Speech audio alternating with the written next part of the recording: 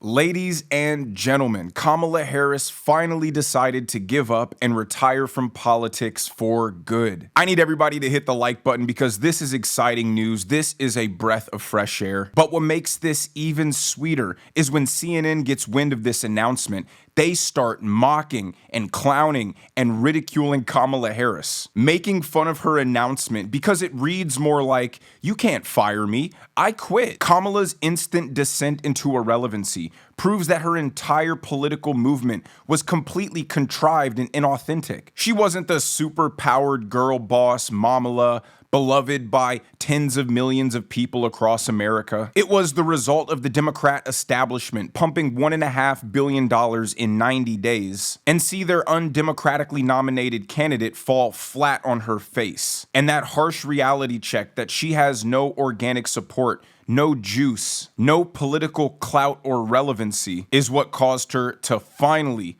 call it quits and retire from politics. As always, like the video and subscribe to the channel. Let's watch CNN announcing Kamala Harris's retirement, and then we'll get into all the humiliating ridicule. We learned this afternoon that former Vice President Kamala Harris has a bombshell announcement. She will not run for California governor next year. Less than a year after she lost the 2024 election to Donald Trump, Harris's decision has already led to the inevitable speculation that this means that she will run again for president in 2028. In a statement explaining her decision, Harris says this, quote, "For now, my leadership and public service will not be in elected office. I look forward to getting back out and listening to the American people, helping elect Democrats across the nation who will fight fearlessly and sharing more details in the months ahead about my own plan." Now, Kamala Harris failed her way up the political ladder, which gave her a false sense of self-confidence, leading her to believe that she was some sort of political savant. And after holding the second highest position in the land and then running for president, it's very hard to go backwards and start running for lower offices. But because Kamala Harris isn't the big political hotshot she thinks she is, she decided to consider running for California governor in 2026. And you would think that Kamala Harris, who's from California, who was AG of California, who was a senator from California, and then the first lady vice president, would return home and be met with cheering crowds throwing roses at her feet, and overwhelming support that would easily put her into the governor's chair. But the reality she came home to was there was a very, very significant chance that she was going to lose the gubernatorial race in California. So instead of running and inevitably losing and then blowing up her political career so publicly and embarrassingly, Kamala Harris decided that she actually had no interest in running for California governor. Her talents would be better used helping Democrats across the nation get elected in the midterms. Okay, let's see how many Democrats in swing districts decide to take Kamala Harris up on her generous, meaningful endorsement. And that's why she issued her "I'm not getting fired, I quit" announcement, because then at least she can end her career with a failed campaign for the highest office in the nation. But if she would have failed running for governor, her career would have been over after that anyway, but then there would have been that huge embarrassing stain that she also lost running for governor in her home state after a failed presidential campaign. If Barack Obama wanted to run for governor of Illinois, he would win in an absolute landslide. If Donald Trump, after being president, decided he wanted to run for governor of Florida, he would win in an absolute landslide because they have true support and political clout and significance. And Kamala Harris has none of that. Now, this is when the panel starts making fun of her and saying she didn't really have a chance at all in 2026. And I'm almost certain she has no chance in 2028 if she wanted to run for president either. Watch. The "for now" in her statement is doing a lot of work to fueling the speculation about 28. But Casey, I mean, just a totally different assessment politically of looking at getting into a gubernatorial race where a lot of the polling had her as a dominant force if she were to get into the race. No sure thing to victory, obviously, in 26 versus what may be an extraordinarily crowded race in 28 that is far off yet and that I don't think she will have any ability to sort of clear in any way for herself in 28.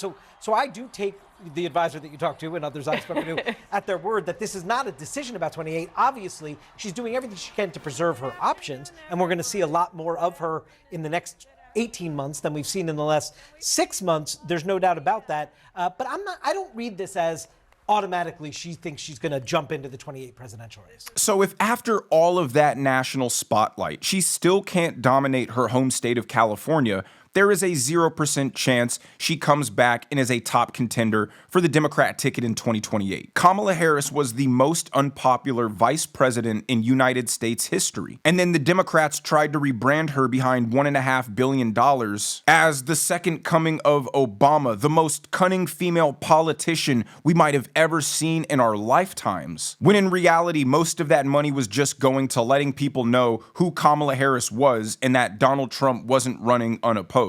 And because most people didn't know who she was, and the ones who did know who she was found her extremely unlikable and unpopular, she went the first 40 days after announcing that she was going to be the new nominee for the Democrat Party without speaking to a single media outlet or giving a single interview. And that's because the Democrat establishment was busy constructing Kamala Harris like she was a Mr. Potato Head doll, trying to use studies and focus groups and polls to determine what were the most popular policies they could haphazardly attach to this Kamala Harris doll. And because at heart she's a radical leftist from San Francisco, she had to pretend to be this centrist moderate. And then every time she was asked what led to the drastic change in policies that she stood for, she gave us the most unintelligible and cringy word salads that became synonymous with her brand. You know, I grew up in a middle-class family. How many times did we hear that preluding whatever terrible answer she was about to give us? Now, the token Kamala Harris supporter lady on this CNN panel jumps in to defend Kamala Harris and gets absolutely humiliated. Making sure that she can be a viable force in the Democratic Party and a very important voice. And I'm also confident that if she had run for governor of California, she would have won that race. But she certainly, of course, has made it clear that she wants to keep her options open. But in keeping that her options open, there's no guarantee. In fact, there's really no way. You must have to acknowledge that she would start at the top of the heap in a 2028 primary. Well, I think she's making it clear that she's not focused on 2028 right now. She's focused on 2026. Obviously, we've got some off-year elections in Virginia and New Jersey coming up that I'm sure she will weigh in on and be a part of a big surrogate in those races too. She's focused on making sure that Democrats can get a little bit of power back at the federal level, and I think that is where her focus will be, and we'll see what happens after the midterms. Jonah Glover, are you surprised by this decision? No. Now, the lady who said, well, I'm so confident if Kamala Harris would have ran for governor, she would have won, happened to work for the Kamala Harris campaign. But I don't know why she still feels the need to lie when publicly many Kamala Harris staffers said she was a nightmare to work with because she was just so incompetent. Kamala Harris was probably the most establishment candidate we've ever seen. I mean, Hillary Clinton is establishment to the heart, so she's internalized it. You knew what you were getting with Hillary Clinton. Kamala Harris was a far left progressive. And when she spoke about all the nightmarish San Francisco woke policies that she wanted to implement in 2019, you actually believed her. It felt authentic. And that's also why she dropped out before a single primary vote was ever cast. But the 2024 Kamala Harris was constructed with focus groups and PR teams and Democrat think tanks. Every policy position that she had in the 2024 campaign was not something that she supported or believed or came up with on her own. She was just an empty suit mouthpiece for the Democrat establishment, carefully curated to speak in these robotic slogans and soliloquies and word salads, ultimately trying her hardest to avoid saying anything wrong and ultimately not ever saying anything at all. But now here's where a guy on the panel says what everybody is thinking, that Kamala Harris should just write a book, get a couple of board seats on some companies, and never return to politics again. The Democratic Party is more unpopular than it has been in something like 30 years, and I think it makes a lot of sense, if she wants to run again for president, not to be in the public eye for a while, because we have not experienced a big surge of Biden-era nostalgia. There's still a lot of hard feelings out there, and frankly, if I were her, I would take a bunch of board seats and not think about running again. If not ever, then certainly not in 2028 either. But board seats can complicate a political future. For sure, but like I would just sort of cash in and get out of politics if I were her. Now, many people attribute the Democrats' record low approval rating to their overall lack of identity. But that problem can be placed squarely at the feet of Kamala Harris, who herself didn't have any identity. Her entire campaign was an anti-Trump campaign. Once the Democrats realized they had no track record to run off of, the American people hated the Biden administration, and Kamala Harris couldn't effectively explain what her policy positions were or explain to people why they were such a complete 180 from the policy position she ran on in 2019. She was the catalyst for the downfall of the Democrat Party. And that's why, despite her 70 million votes and oh my God, we love Mamala and white dudes for Harris, the polling in California didn't even show her in the top 3 in the governor race. The descent from vice president who ran for president down to governor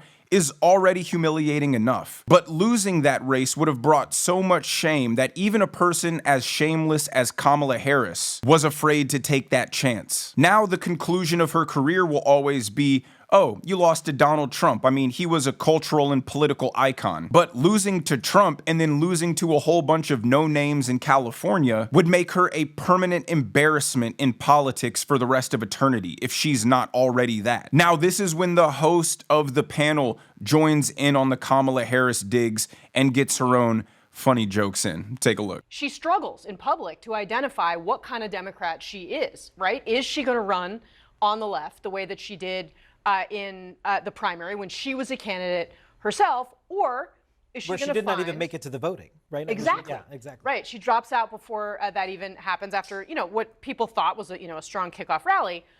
But then, and I want to play this moment that sort of crystallized, I think, for a lot of people, the struggle that she had. Obviously, she had a very compressed timeline to try to win the election. No one's taking that away from her. But she was asked why she would be different from the president that she had been serving when she did this appearance on The View. And here's how she answered that question. Watch. There is not a thing that comes to mind in terms of, and I've been a part of most of the decisions that have had impact. I mean, is she at the point where she really knows who she is, Jonah Goldberg? I don't think so. Look like I mean, you gotta be a stupid mother effer to blow up your entire presidential campaign on The View. An underhanded question from Sunny Hostin tanked your chances at becoming president. It showed she had no political savvy, no ability to improvise or think on her feet. She gave the worst possible answer you could ever give in that situation, and then Sunny gave her the opportunity to answer it a different way because she asked her again. Even Sunny Hostin knew that that was a horrible answer. Sunny Hostin is the queen of horrible answers. And that's why you have CNN now, who's finally unburdened by what has been, calling you out for having no personality and not knowing who you are. Like, I'm not gonna forgive the media, CNN included, for propping up Kamala Harris as the second coming of Barack Obama and propping up Joe Biden, who is mentally unable to serve as president for his entire term, while simultaneously telling us that he was great, sharp as a tack, was doing backflips in the Oval Office. They've lied and slandered Trump every chance that they could get over the past 10 years and knowingly fed lies to the American people to try to push a Democrat agenda. But I at least appreciate them now being willing to call a spade and admit that Kamala Harris was an absolute dud. And her not even being able to win the gubernatorial race in California proves that. And now the last thing I'm going to show you is the entire panel just openly laughing and ridiculing Kamala Harris as they read Gavin Newsom's tweet, giving his sympathy towards Kamala Harris for deciding not to run in the governor race in California. Watch. Gavin Newsom has tweeted, Kamala Harris has courageously served our state and country for her entire career, whether it be as a prosecutor, attorney general, senator, or vice president. She's always kept a simple pledge at the heart of every decision she's made for the people. That, of course, was her slogan. Grateful for her service and friendship and looking forward to continuing the fight in whatever the future might hold for her. They might be fighting each other. First of all, the Gavin Newsom-Kamala Harris relationship is amazing. You know, they kind of grew up together in San Francisco public life. She was DA as he was going to be mayor, and they share the same political advisors in their lives. He has said in the past, you know, he wouldn't run if she's going to run.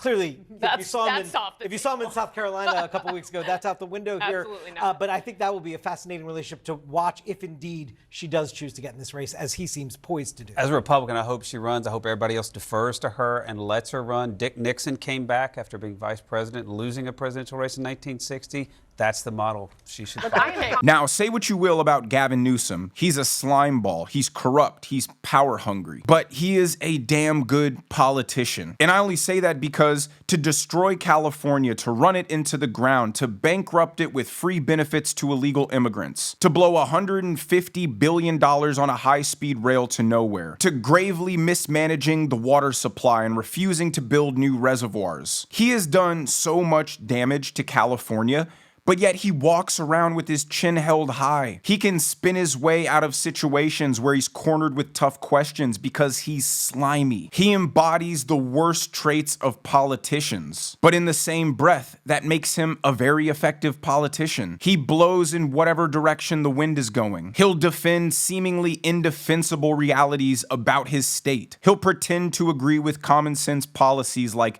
men shouldn't play in female sports. And she will have to face him in the 2028 Democrat primaries for president. And he will grab that low-hanging fruit and knock her out of the race first. Because they may be friends, but Gavin Newsom isn't loyal to her. Gavin Newsom is only loyal to Gavin Newsom. And that's why, despite Kamala Harris saying that she's leaving her options open, it is clear as day that she is retiring from politics. Whatever political relevance she still has left will be completely gone by 2028. And she will get absolutely destroyed in those primaries, just like she did in 2019. Her track record is horrendous. She can't run on that. She can't pretend to be a moderate either. Gavin Newsom will destroy her at that game. And she can't even lean into her progressive ideals and try to run as a far leftist because the voters are going to prefer someone like AOC instead. She has no political home. She has no political identity. And she doesn't have any of the clout she thought that she would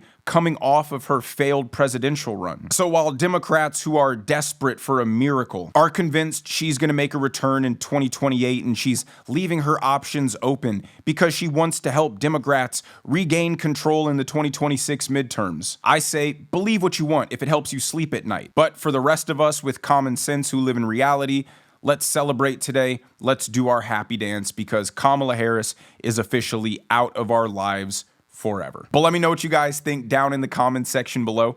If you enjoyed the video, make sure you hit that like button. Make sure you subscribe to the channel if you haven't already. Turn on those notification bells so you never miss a video. And I will see you guys in the next one.